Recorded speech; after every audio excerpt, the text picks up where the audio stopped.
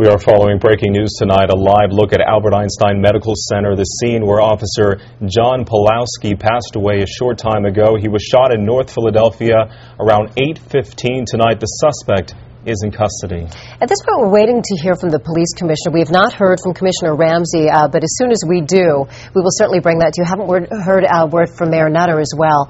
But our own Dave Schratweiser joining us back here live in studio on the desk. We've been mentioning throughout our coverage tonight that you really got to know this officer, Officer Pawlowski, quite well, and he was called a hero cop for very good reason. Right at the beginning of his career, he'd only been on the job for 7 or 8 months at the particular time. One thing I want to bring up here, if I can, it's a sad night for Officer Pawlowski's family, but the 5 other officers who've lost their lives in the last 16 months, their families end up reliving this and having to go through the same kind of grief over and over and over. They have to go back to the Basilica and sit there through another funeral, so they're reliving this too. It's a real tragedy for them tonight. We talked about the story we did about Officer Pawlowski. I'm told we have that now. We're going to show you that story we did last June 2008.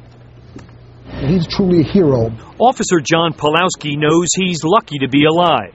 I feel good about everything, considering the circumstances. I think things could end up pretty badly there. I'm just happy that everyone on the bus was safe, as well as myself.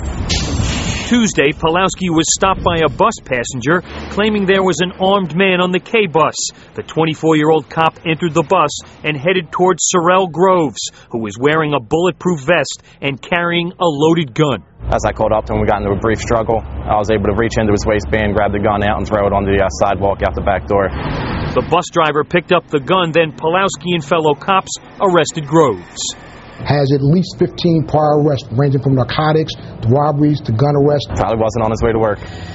Pawlowski's ordeal was followed Wednesday by a violent confrontation between a carjacking suspect and a highway patrol officer at 30th and Lehigh. As the motorcycle cop tried to arrest the suspect, he pulled a Tech-9 assault pistol. The officer shot the suspect.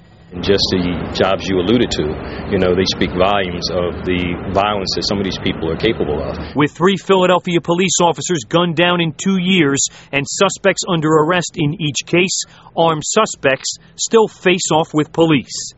Every day a police officer puts that uniform on, there's no guarantee how his day is going to end, and this one is a win for us. My theory is I'm going home no matter what it takes. Dave Schratweiser, Fox 29 News.